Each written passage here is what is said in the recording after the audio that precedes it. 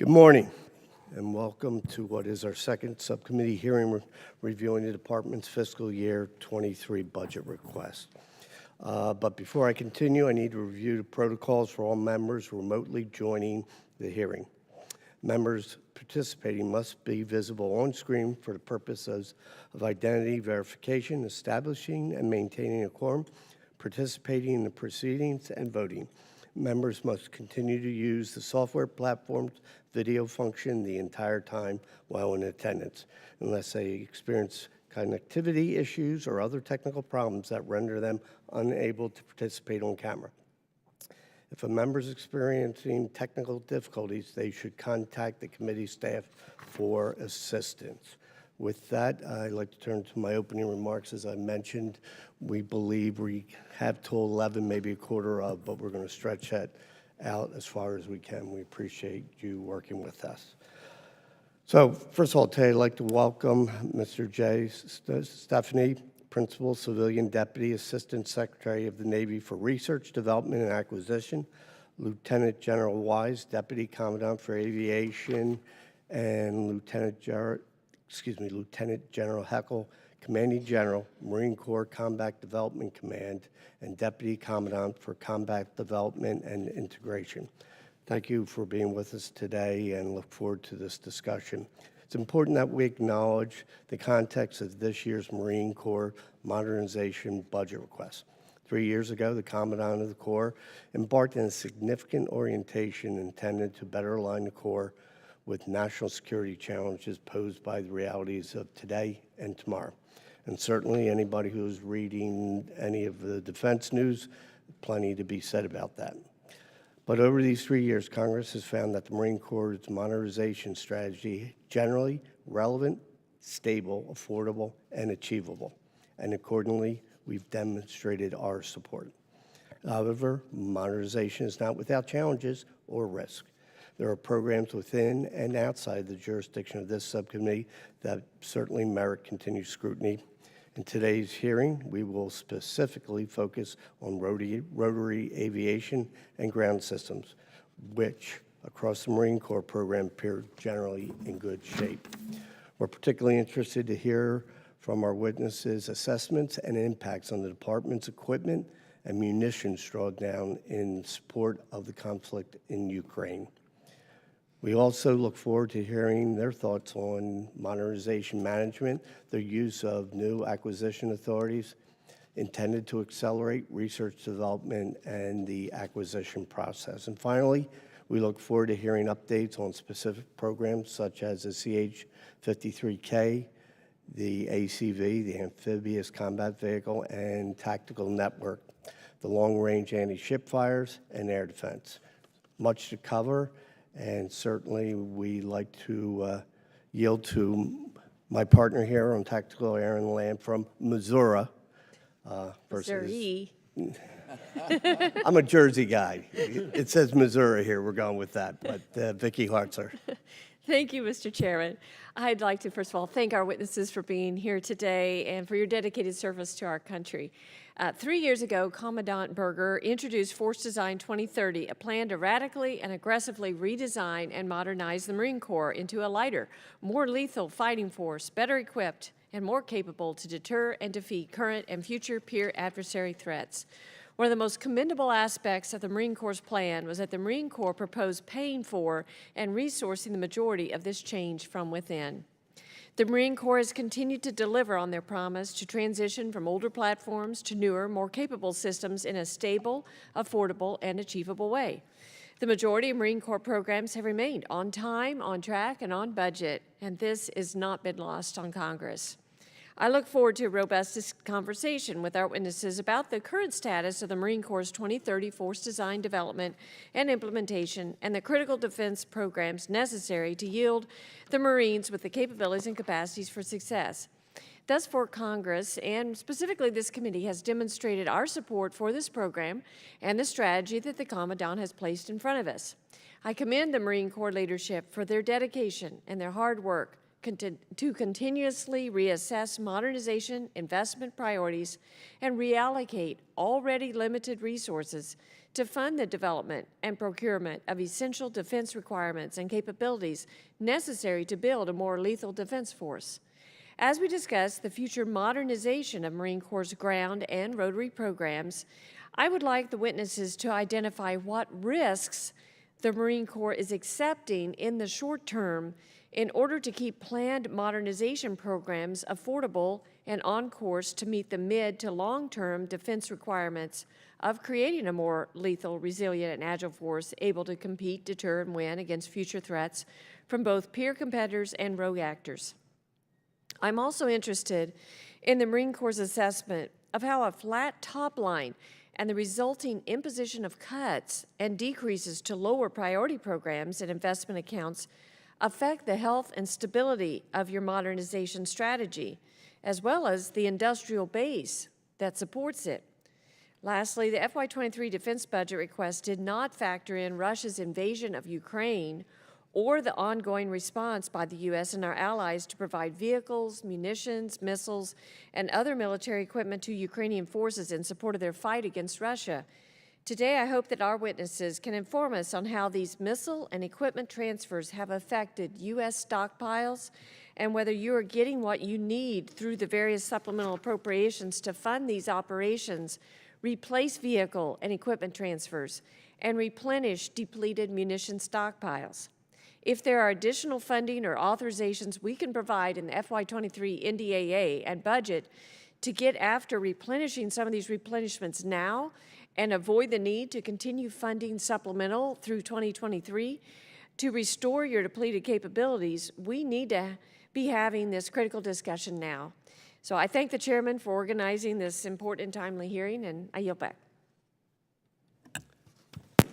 Thank you. And again, I just want to mention that what you have been doing with the limited funds and redirection of those items that are of the highest priority is not lost on this committee and what you're doing, and it is much appreciated. Not to suggest that there aren't things that are of concern, but I think generally we are heading in a very good direction. I think you'll hear that. I'm speaking for myself, but generally we certainly believe this. So, Mr. Stephanie, great to have you back here, and your statement, please. Yeah, thank you, sir, and thank you for that comment. Chairman Norcross, Ranking Member Hartzler, distinguished members of the subcommittee, on behalf of myself, Lieutenant General Heckel, and Lieutenant General Wise, thank you for the opportunity to appear before you today to speak to the Department of Navy's FY23 budget request for Marine Corps modernization. During this hearing, you will hear that the Marine Corps has undertaken an aggressive modernization of its warfighting programs over the last 3 years.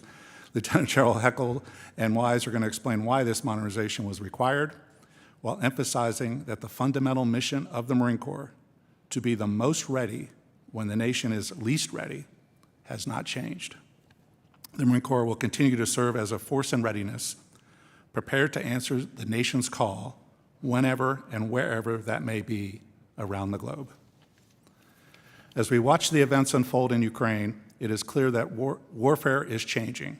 Small, distributed formations with powerful and precision lethality, using advanced intelligence, surveillance, and reconnaissance platforms, loitering munitions, and anti-armor fires have proven to be very effective in combat operations. It is evidence we cannot stand still. The Marine Corps Force Design Initiative recognizes this new reality, focusing on more capable intelligence, surveillance, and reconnaissance platforms and smaller systems for our ground formations. Additionally, the Marine Corps is investing in the research and development of its future loitering munition, which we call organic precision fires. We are using middle-tier acquisition authorities for this program and other force design programs that will allow us to rapidly develop fieldable prototypes and demonstrate new capabilities, speeding the delivery of those capabilities to the Marines. The Marine Corps' top priority remains the Navy Marine Corps Expeditionary Ship Interdiction System, or NEMESIS, a ground-based anti-ship missile system. we have successfully conducted 2 tests of Nemesis, most recently in August 2021, and are currently conducting developmental and operational assessment events for that system. I believe Nemesis will have an immediate effect in the operational environment when it is deployed in 2023. The FY23 budget request continues the pattern of investing in successful programs that will make a difference in future conflicts. This includes the ground-air task-oriented radar, which is currently supporting NATO operations, the amphibious combat vehicle, which has just met its benchmarks for mobility, protection, and safety, and will deploy with Marine platoons later this year, and the Joint Light Tactical Vehicle, the modern ground vehicle that will replace legacy Humvees over the next several years. The Marine Corps' forward posture is reliant on ground aviation and surface mobility. Rotary wing platforms such as the CH-53K and the H-1 play critical roles within force design, providing lethality, maneuverability, targeting, flexibility, and persistent sustainment. We have completed operational testing of the CH-53K heavy lift helicopter and last month declared initial operational capability, or IOC, of that aircraft. The FY23 budget includes a request for block buy authority for FY23 and 24 aircraft production with a projected savings of $150 million over purchasing the aircraft 1 year at a time. We have also reached IOC for the VH-92A presidential helicopter program in the last year and are starting the White House commissioning efforts. The success of the Navy Marine Corps team to be ready to answer the nation's call is rooted in being forward deployed. This readiness provides options and decision space for our senior leaders, such as yourself. The Navy Marine Corps forward presence also helps incidents from becoming crisis, or a crisis from becoming a conflict. We are confident that the programs in our Marine Corps portfolio are achievable, affordable, and will make our Marines more successful. Thank you for the opportunity to appear before you today and for your strong support of Marine Corps modernization. We look forward to your questions. Thank you, Lieutenant General Wise. You're now recognized.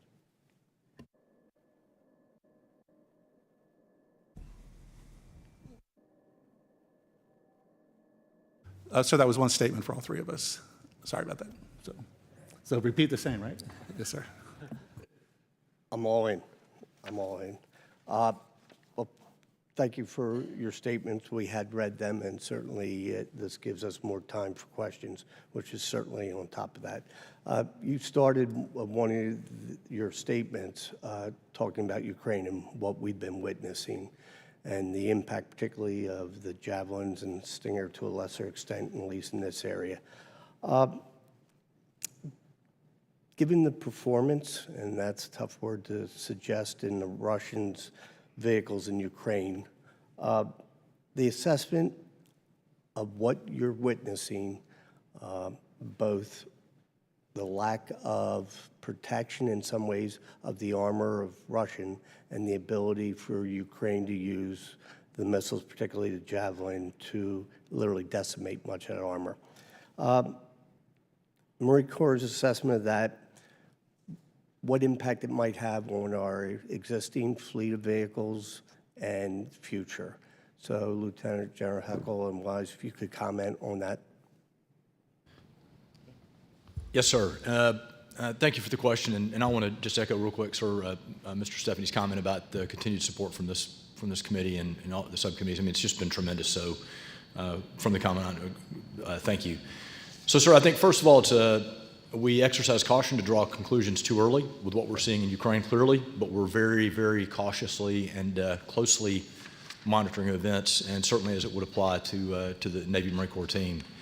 I think one of the things to consider about just as an overarching, to kind of frame the discussion, the Russian tactics, techniques, and procedures, TTPs, they've employed simply it seems like they're not there, right? So we use combined arms. So there's an inherent amount of protection and safety in the way we employ our forces as a combined arms MAGTAF Marine Air Ground Task Force. Specifically to the weapon system, sir, obviously I believe our nation makes some of the best gear on the planet. I don't think it, I know it. And it proves itself time and time again, all the way from the Mujahideen throwing the Soviets out of Afghanistan. You know, they said there was no change in ideology, no change in tactics. There was Stinger. So that's a case from history, and I think we're bearing it out again. I think the armor issue, the character of warfare is changing quickly in front of us, and I think we're seeing where just wrapping yourself in a bunch of armor that requires a lot of fuel and a lot of sustainment isn't necessarily going to make you safe and make you effective on the battlefield. Sir, I think also what I would add is the distributed nature of how the Ukrainians are operating and the benefits they've seen from operating in that manner is very insightful and instructive in the direction the Marine Corps is going to kind of validate in some ways some of the approaches that we've taken there from the aviation side, ISR-wise. As you talk, much like the Commandant does often, about sense and make sense and how that allows you to be more effective in the battle space. I think we're seeing some of that from those operations as well, which flows directly across to the armor and the javelin, being able to do that targeting activity up front. So many good lessons. I would also say equally there's a couple of, we just need to make sure we learn the right lessons. In other words, what counter effect are the Russians using or not out there, so that we make sure that we put resilient systems out there that can survive in any battle space. Sir. Thank you. I want to stay just for a moment this line and what we're learning from Ukraine, and we are shipping a tremendous amount of systems and weapons in addition to the humanitarian aid over to Ukraine, and the Marines have been part of that drawdown. So what I want to ask is, from your perspective, that assessment of risk of what we are sending versus what we have available to us, both from an operational capabilities, but also in terms of what we are shipping, what do we need to have available to us? In other words, the resupply. In particular, because of the change in your operating concept, what was the last number? 5,500 javelins, and that's a rough number, have been provided. Didn't split up where they're coming from, but what the impact is on the Marine Corps. Yes, sir. I think most of those weapons would be in General Heckle's area. So, General. Yes, sir. So, sir, the Marine Corps has supplied first to Ms. Hartzler's comment about when this budget request, as you alluded to, was not constructed with the supply to the Ukrainians in mind. So that is an issue. You're exactly right. Second, and then third, we have provided approximately 1,000 Javelin missile systems and approximately 1,000 Stinger missile systems to Ukraine, and they are absolutely critical to be resupplied for us. And I would look to Mr. Stephanie if there's any industrial-based concerns. Yeah, yes, sir. So the other question you had in the opening was supplementals, and that first very small supplemental, I think 3.4 billion, not enough, right? Obviously not enough to resupply. So we look forward to both your committee and the larger Congress on the larger funding effort for the supplemental. But we do have a little bit of money, and we are starting to recharge that line right now, sir. Thank you. Obviously, we are waiting eagerly for the latest to pass through the other house and get that moving, but certainly there's nothing unique to the Marines, Javelins, and Stingers that isn't facing the other services. I just want to shift over a little bit to the CH-53Ks, which are moving along, and talk about the brownout issue. Lieutenant General Wise, we've read a lot about it. We've heard a lot about it. There's been some mitigation and changes made along the lines. Can you tell us where you are now and going forward, the risk that we're looking at in the present configuration?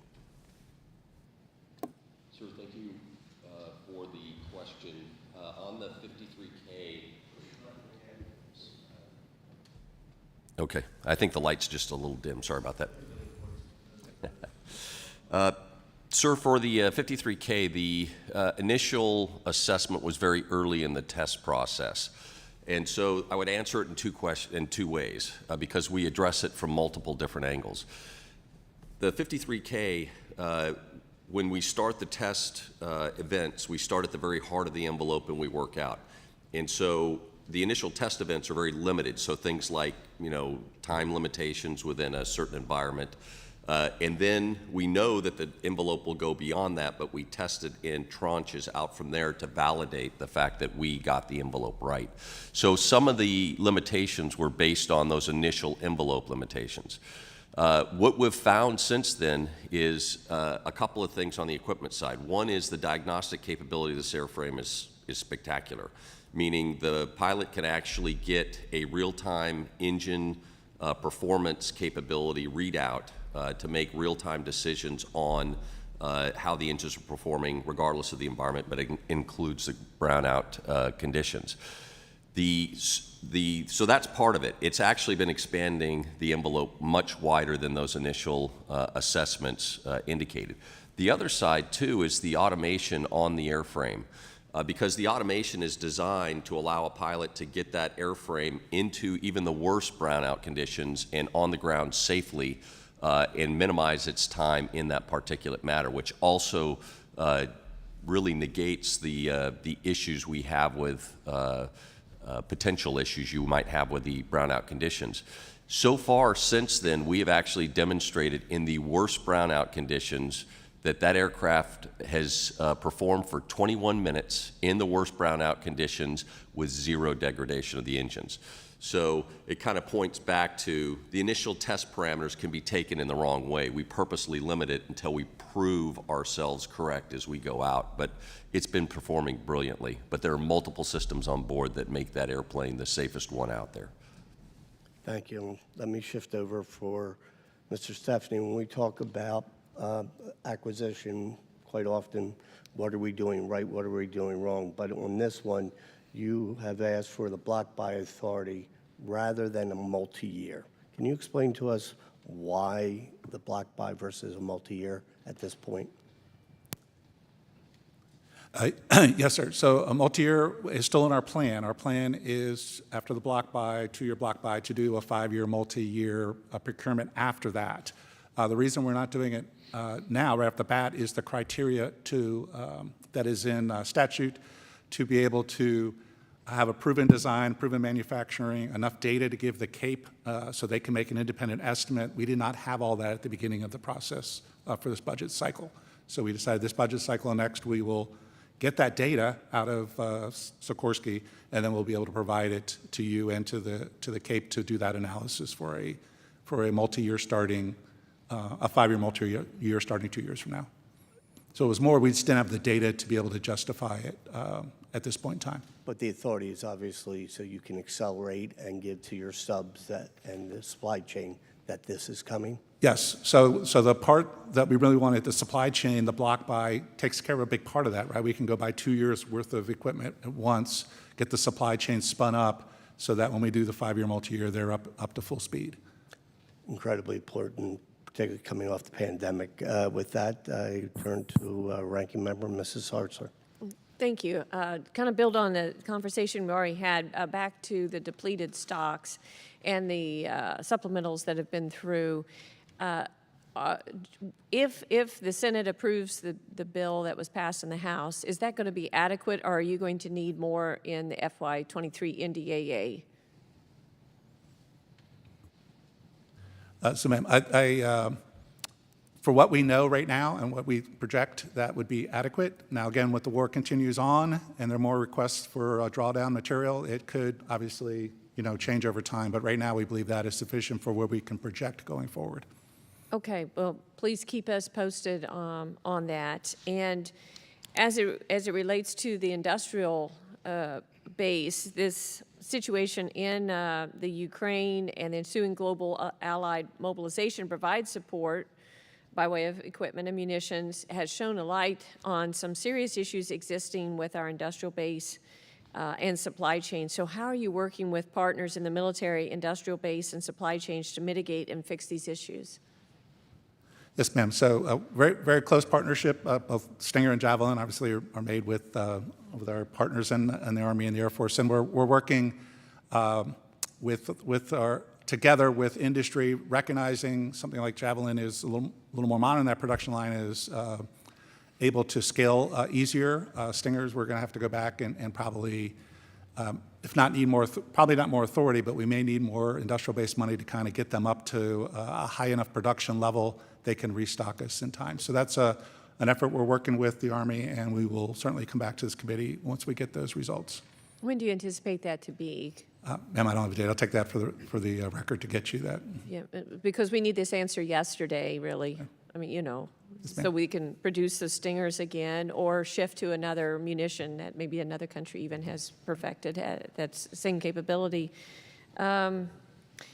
Is there any changes that need to be made in our current defense acquisition and sustainment strategies to get over these problems of long lead times, parts and workforce shortfalls, and material obsolescence?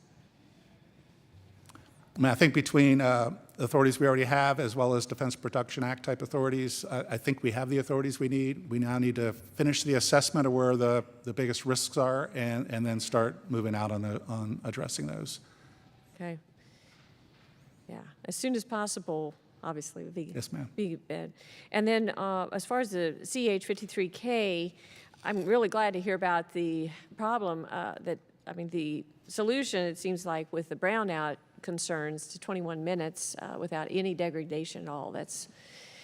That's encouraging. But the CH-53K from its start, though, has had per unit cost concerns.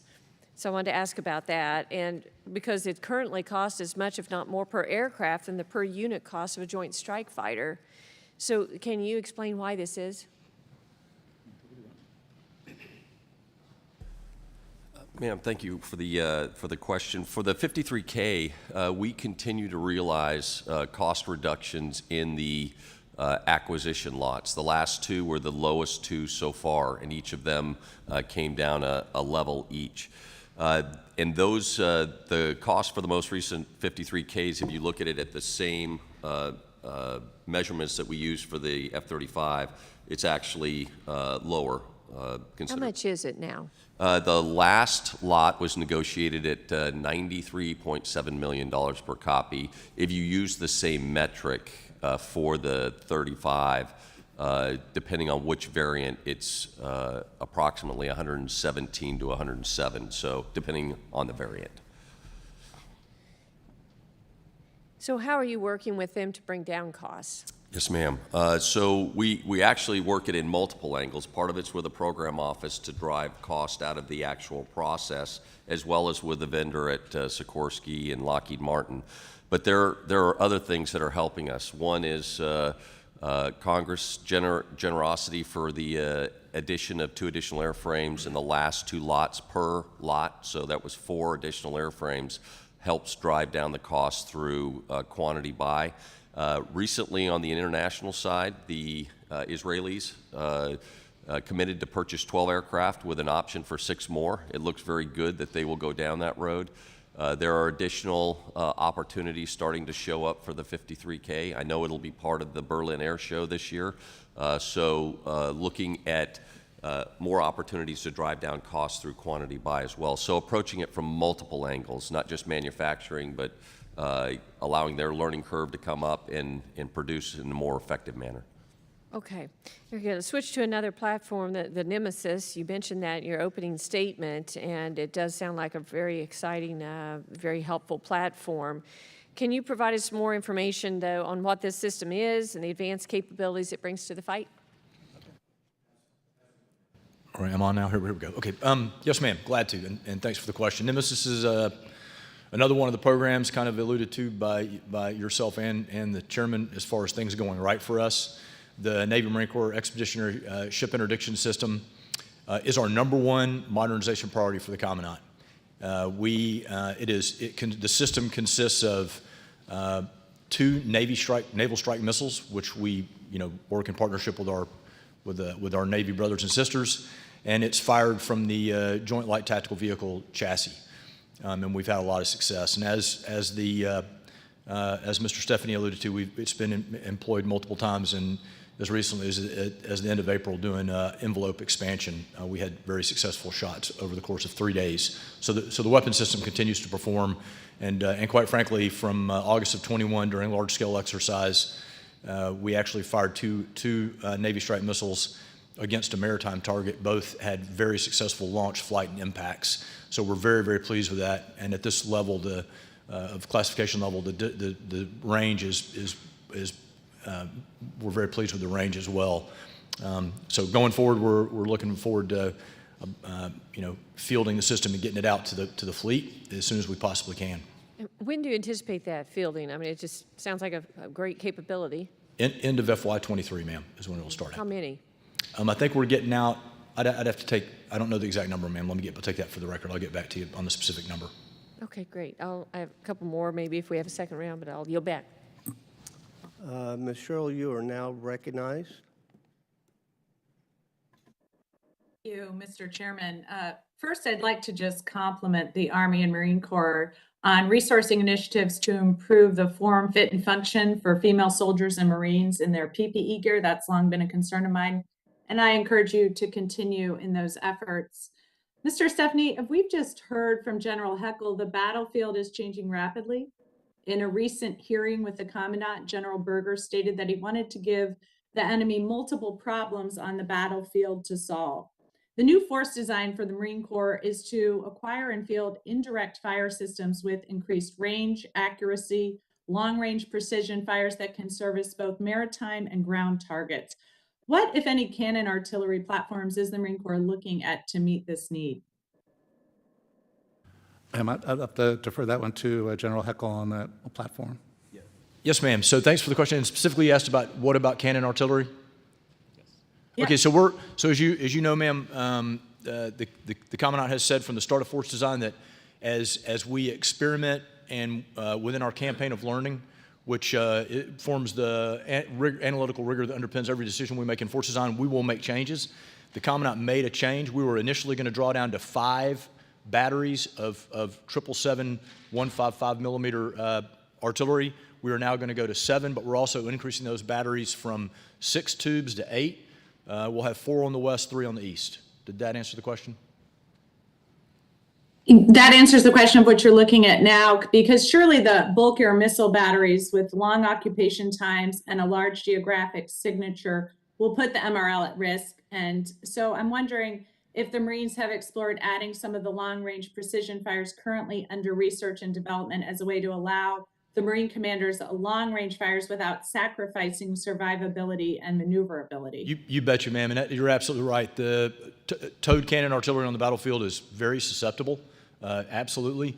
We are, as you may or may not know, we have HIMARS currently within our inventory, and we are working very closely with the Army. Obviously, the Marine Corps is not really big enough to pursue programs on our own, so we always seek out sister services to work with. It makes it more affordable, and so we're doing that with the Army. We're going down the route, as you know, or may not know, HIMARS eventually will turn into the MLRS, multiple launch rocket system family of munitions, which will include Gimlers, ATACMs, and eventually to Prism missile, which is going to be a phenomenal capability, which will do both land and surface targets. Did that get at it, ma'am?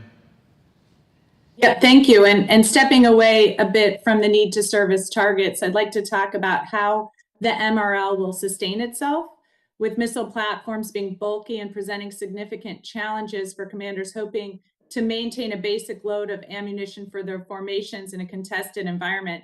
Does the Marine Corps have a solution for conducting ship-to-shore resupply of the bulky missile platforms?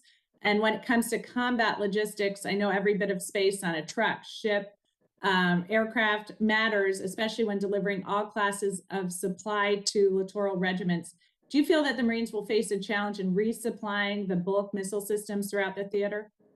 Ma'am, great. You're just firing one great question after another. Obviously, right now, ma'am, within force design, I will tell you that logistics in a contested environment is our pacing effort right now. It is absolutely our pacing effort. We are laser focused on it and getting after it down at my command within particularly within the Marine Corps Warfighting Lab and Capabilities Development Directorate. So we're all over it. It is always, logistics, anybody that tells you otherwise, logistics is always a challenge. And it can never be emphasized enough in preparation. I will simply tell you the strength of the Marine Corps, the MAGTF, which a Marine Littoral Regiment is simply a form of a MAGTF. It is tailored for a specific theater and a specific threat. But we have the organic lift we have within the MAGTF, both air and surface, is one of our greatest strengths. So, for instance, the Nemesis is fully internally transportable in a 53K. We've demonstrated it. I mean, within a KC-130J, we've demonstrated it multiple times. And as you also know, we are standing up a 4th active duty VMGR KC-130J squadron with 16 aircraft going to Hawaii specifically to provide additional organic lift within the Indo-Pacific. So, and that brings me to the LAW, the Light Amphibious Warship. The surface connectors, man, will be absolutely critical. And just to keep it short here, the important aspect of a LAW, or landing ship medium really is its appropriate name, is the fact that it is a shore-to-shore connector. So again, what you're seeing play out in Ukraine, big signatures of any type, whether it's a logistics or anywhere in the electromagnetic spectrum, trails of fuel trucks to refuel armor, those are signatures, and they are targetable, and they become vulnerabilities. So the shore-to-shore connector capability of the LAW is critical. We don't require ports. We don't require big 12,000-foot runways. We do things from an austere perspective. Did that answer it, ma'am?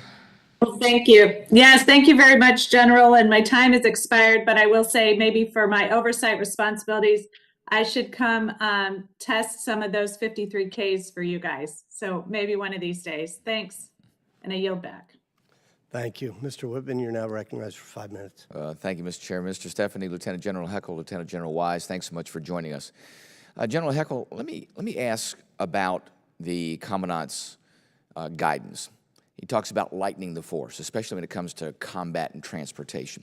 He also talks about it being theater agnostic to make sure we can operate in the Indo-PACOM, but also have the ability to cross over into the European theater. Wherever we're needed is to make sure that lightening the force is able to do that.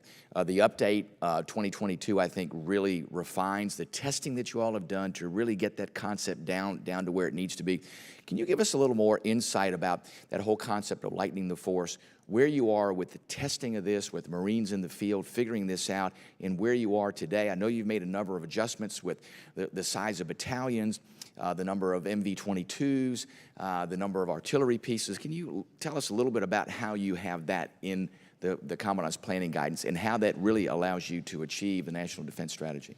So, sir, again, great question. I know you and I have talked before, sir. So, lightening any force, it simply makes it more agile and flexible, yeah. And therefore creates a certain dynamic component of that force. And I think we're seeing that play out in Ukraine right now, real time, right? So we're seeing widely dispersed, well-equipped, lethal, precision munitions, and then the ability to move.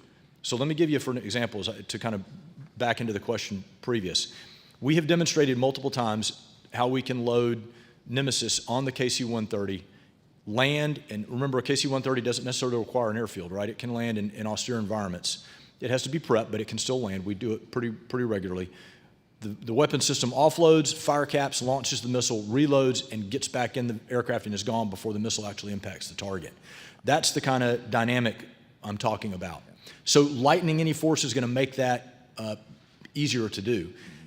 And I will also say that with the ubiquity of sensors right now, particularly in the Indo-Pacific, if you can be seen and you're a worthy target, meaning the cost of position and am I going to expend an expensive weapon system, you can be hit. Mm-hmm. And that is where we're getting after signature management in all ways. And it's kind of back to the future a little bit, right? We're doing camo netting. We now have companies that we are on contract with that have netting that can go over vehicles as well as people that reduce and eliminate IR signature, mm-hmm. eliminate visual. It's pretty impressive. So that technology is advanced as well. So the lighter, the better from every perspective. The lighter means less sustainment. You're a less needy force, which means I'm reducing the signature. Did that get after it, sir? Yeah. That's a big question. I could go on all day, and I don't want to eat up all your time. No, that's spot on. Let me ask to look at today's situation, and that is, as you are looking at lightening the force, One of the challenges that gets thrown at you is what's happening now with munitions that are going out the door, both Javelin and Stinger, as we've heard. And listen, we understand what needs to be done with the industrial base to resupply, those sorts of things. But I think the more important and immediate question is what does the Marine Corps do in the meantime as a mitigation? So as these weapon stores are going down, what happens if something occurs between now and the time that we resupply? And what can Congress do to help you in that mitigation strategy? Well, sir, I think, and Mr. Stephanie may have something to say here. I'm not super familiar with how the industrial base is postured and what capability, like in World War II, rolling 16 B-17s off the line a day, Boeing did. But I will simply say there are ways to mitigate risk. A big part of that, sir, is the continued deterrence that is referenced in the National Defense Strategy. If you look at the whole spectrum of things, the desire is to never get to the right side, right? We want to avoid actual kinetic operations. Right. The threshold of violence may be breached every now and then as we compete and we deter, but the point is to deter, right. To avoid getting to a situation where the levels of our stores are a concern, right? Mm-hmm. So for a Marine, that means being forward. Yep. Being forward, being present with our allies and partners. And I think, quite frankly, sir, there's a lot of strength in our allies and partners who utilize similar weapon systems. And I think we need to play to that advantages too. Sir, I don't know if you have any comments about industrial base. Stephanie? No, I would just add that the Marine Corps has not reached a place where they cannot support the forward deployed Marines, right? We haven't got there, and we will certainly talk, the Commandant, I'm sure, will come and talk to you before we get to that place. So it's not like we've given away all of our missiles, right? We still have plenty of them for the forward deployed Marines. And sir, as you know, we track very carefully and closely the training status of our units because those same weapon systems have to be used. Our Marines have to fire them on a periodic basis to maintain their readiness and proficiency. That's great. Thanks. Listen, I think it's incredibly important for us to know well ahead of time because, as you know, the ability to resupply right now has atrophied, and that's a risk in and of itself. So, thank you, Mr. Chairman. Yield back. Mr. Bacon, you're now recognized for 5 minutes. Thank you. Appreciate you gentlemen being here and for your leadership. I wanted to ask you about long-range strike capabilities. I know the Marines are investing in it, so are the Army. A little more challenging in the Pacific Theater, though, because you have basing concerns. Yep. And so my question would be, how do you envision this working in the Pacific Theater? And I say that because I know the Air Force has got the B-21. They're going to have standoff weapons. The Navy will have shipborne capabilities. So is this a real viable forward for the Marine Army and the basing issues? How do we deal with it? Thank you. Hey, sir, great question. And as you know, we've Nemesis is one of our systems. The other one is long-range precision fires, which is the Tomahawk. Again, we share that with the Navy, right? So an incredibly long-range weapon. We have demonstrated that weapon system firing off of one of our platforms, ground-based, and we're very happy with it. We have yet to determine going forward. It is a larger missile system than Navy Strike Missile and the Nemesis. So we, again, from my concern as a requirements guy for the Marine Corps, I get concerned when I see things that are big and heavy, read signature, difficult to resupply, signature. The ground-based Tomahawk, and by the way, it's launched out of a Mark 41 vertical launch system, which is looks similar to other ones. So there's opportunities there as we go forward. Leave it at that. So yes, sir, we have that capability. It is very viable. Now you're concerned about access, right, with allies and partners. Absolutely, sir. I mean, one of the things, the difference is, or how the Marine Littoral Regiment and the multi-domain task force that the Army's fielding. The multi-domain task force the Army is fielding and the MLR are complementary in nature. MLR is smaller, a little more nimble, organic lift, expeditionary. The MDTF is a little bit bigger, but has bigger punch and farther punch. It will be up to allies and partners to determine what they're going to allow in, right? But I think from my perspective as a Marine, and we have units from 1 MEF and 3 MEF, the 3rd Marine Expeditionary Force lives inside the WES day in and day out. But and we work with allies and partners. So it'll really depend on what they allow in. But to your point, a big missile system might not be something they may be a little bit concerned about. I worry about the access, though. I would think those blend of capabilities between the Air Force, Navy, Army, and Marines is best. But if you don't have the basing abilities, that's right. That's the concern I have. Maybe in Europe and Middle East, there's other more opportunities. I want to ask you: is there a primary weapon that we need to have replenished for the Marines What's your number one or number two things that the Marines need replenished? Sir, I would tell you right now, the Commandant's number one issue is not pertaining to this, but is amphibious ships to be forward deployed. Weapon system-wise, our number one priority is the Nemesis, sir. For dealing with Ukraine, was there certain weapons that the Marines had to send over that we need to be focused on for replenishment? The Javelin and Stinger. The sir. Javelins primarily, okay. I know we touched on it a little bit, so that would be your priority. Yes, sir. Okay. One of the things I felt like that we could have done quicker in this Ukraine fight is provided the capabilities of tanks 20, 30, 40 miles behind the lines. We're starting to see that. We see other countries that have some really good capabilities that Ukraine's using right now. What would be your advice here on how we could be, I guess, easier to sell our capabilities? You know, our remote piloted aircraft, for example. I feel like we're hindered by our rule set. Other countries are filling that capability. Do you see the same issue? Hopefully that follows. So, sir, I think, and I don't know if Nato wants to chime in here, as you mentioned UAVs. I did a couple years with NATO as a brand new one-star at Strike Force NATO in Lisbon. Spent a good bit of time on the Mount Whitney and doing exercises. I think, from our perspective, I think whatever we do, I think working within the NATO construct and our NATO partners, that I think we can contribute more. I don't disagree with you. You always hindsight. You always wish you could have moved faster, right? So I don't know if Nato, you have anything you want to chime in? I'll jump in. We do have restrictions on UAVs, UASs, as you know, sir, that slows us down. On the surface, though, we could have a conversation of unmanned surface type things we're doing in a different form that are not as slow as those are going on. Just as in the RPA area, the other countries are moving within our circle much faster, and I feel like we're losing an opportunity to provide our great weapons in that case. But I'm running out of time, so I'll yield back. I thank you for your time. Thank you, Dr. Jackson. You're now recognized for 5 minutes. Thank you, Mr. Chairman. Thank you, Ranking Member Hartzler, for holding this hearing today. Thank you to our distinguished guests for being here. I know this is a TAL hearing. We're here to discuss modernization strategies and programs such as rotary aviation and ground systems. However, I briefly want to touch on the importance of modernization for the medical community as an aside here. As we constantly look for cost savings and ways to modernize our systems, there seems to be a trend of looking towards making cuts on the medical side to support the needs of the line side. Most recently, we saw the medical officer of the Marine Corps position get cut, which is a decision that I wholeheartedly disagree with. A mistake like cutting the TMO sets us further back in our modernization efforts and could potentially cause irreparable damage to our medical readiness. I understand that having the latest aircraft and weapon systems is extremely important, but that doesn't matter if we forget to care about our people.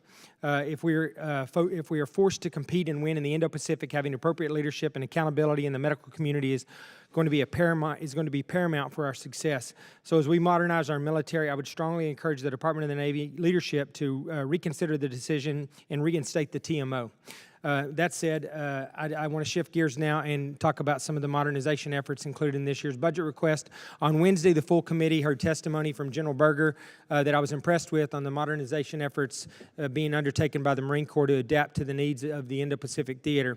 One thing that General Berger mentioned was the need for Congress to provide funding for the V-22 nacelle improvement.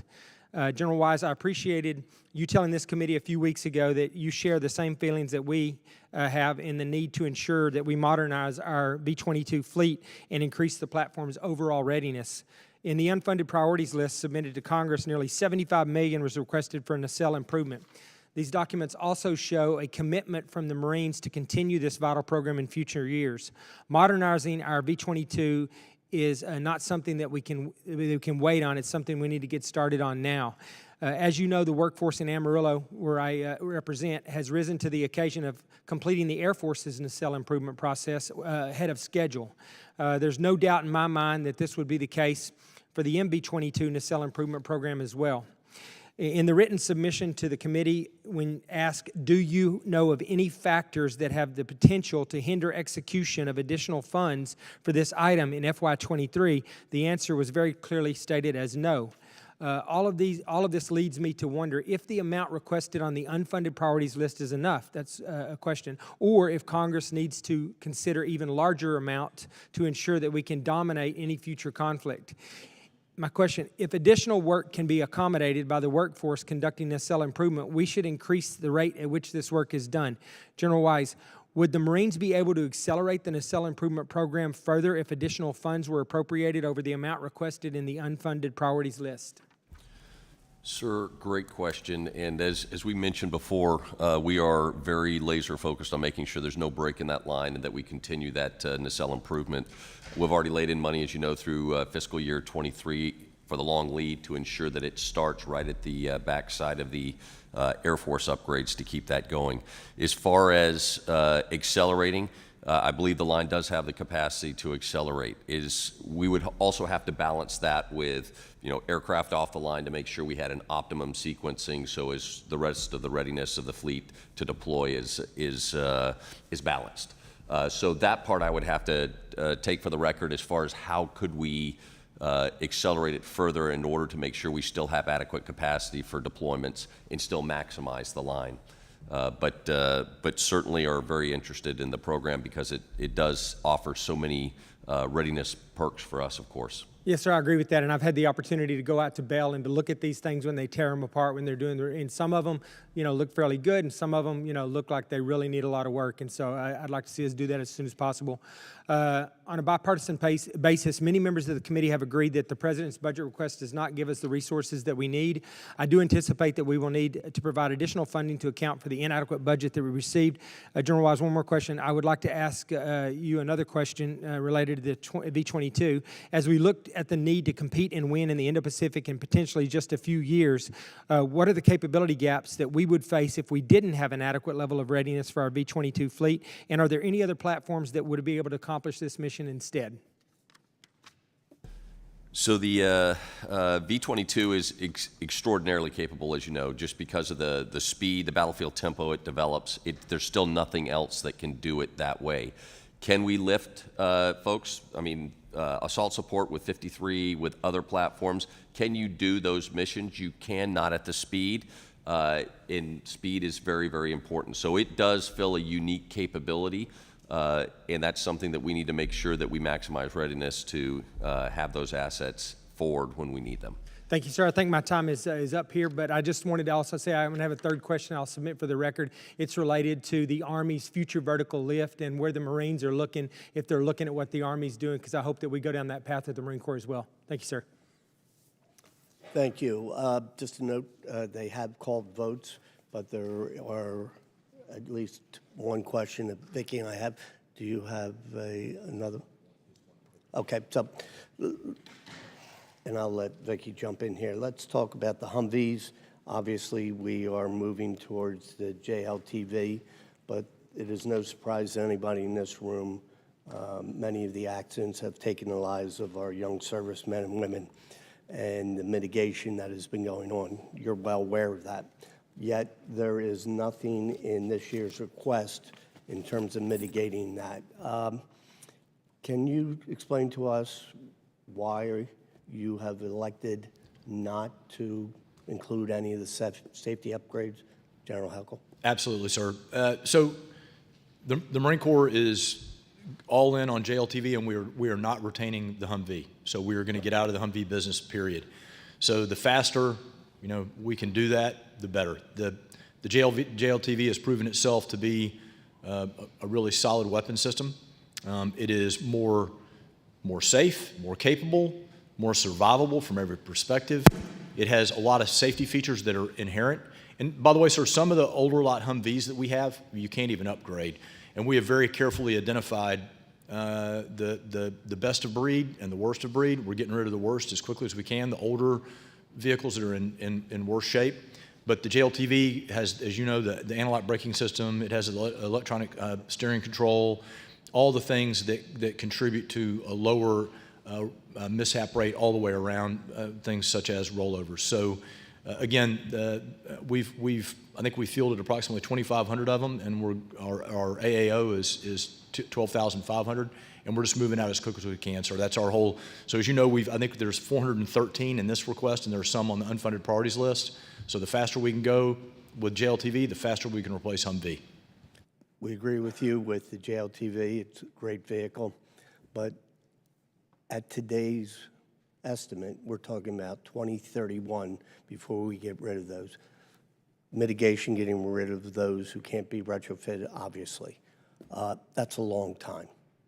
And this is a serious issue that we know how to fix at a relatively low cost, and it is something that we believe is extremely important, and nobody likes to throw good money after a bad system, but 2031 is a long time off, and I'll just defer to Ms. Hartzler for any additional comments. Just a quick follow-up. It was my impression that in this budget, the JLTV is on the unfunded priority list, that there is none. So you just said there's 413 requested? I'm pretty sure we have 413 vehicles in this budget request. Yes, ma'am. Okay, thank you. Mr. Whitman. Thank you, Mr. Chairman. General Wise, I just wanted to talk a little bit. We talked a lot about the platforms, but the most important part of that platform is the pilot.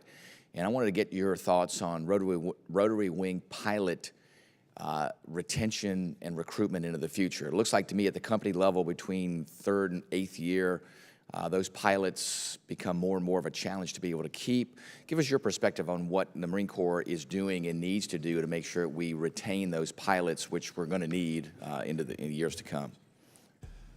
Yes, sir. Thank you for the question. So obviously we track very closely all of our pilot retention issues. There are some areas that are very complex and challenging right now, as we know, and we attack those from multiple different directions.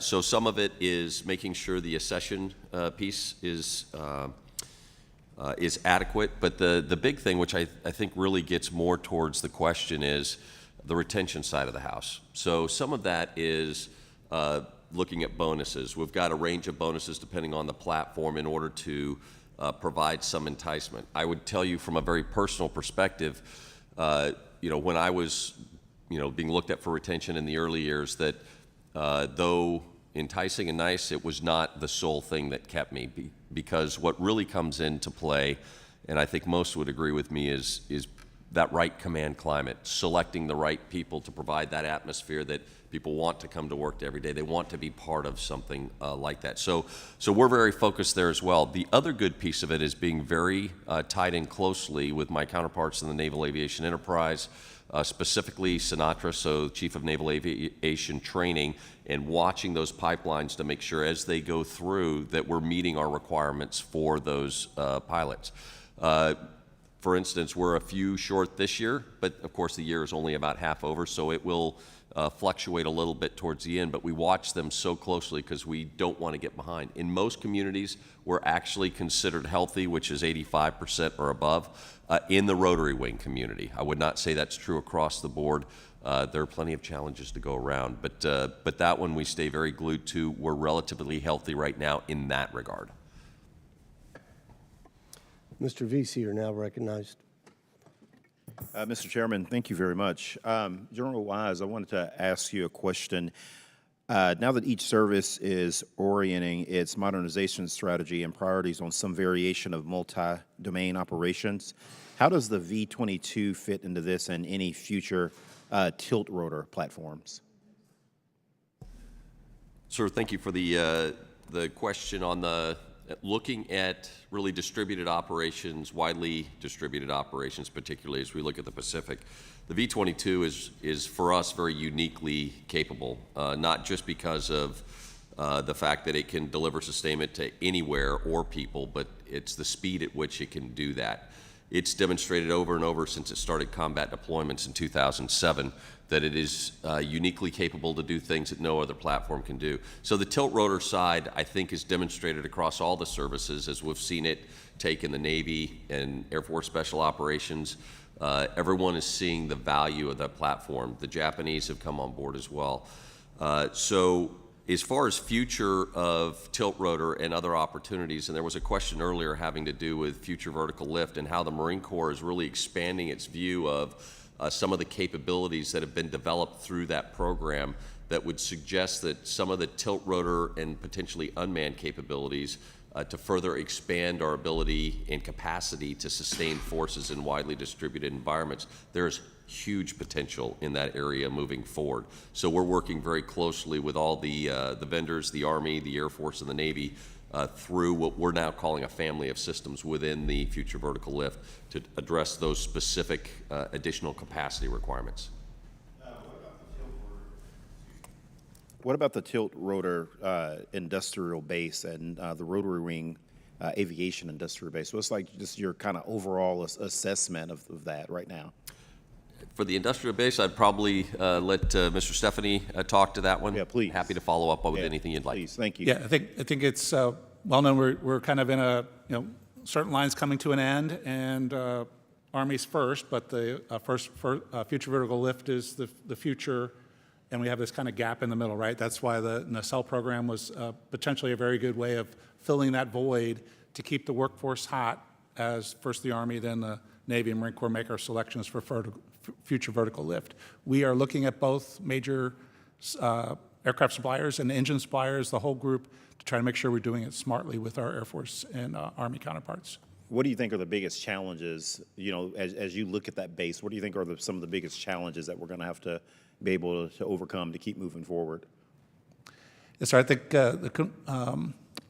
as we go, just the skilled workers, right? Being able to get the right skilled mechanics in the right area.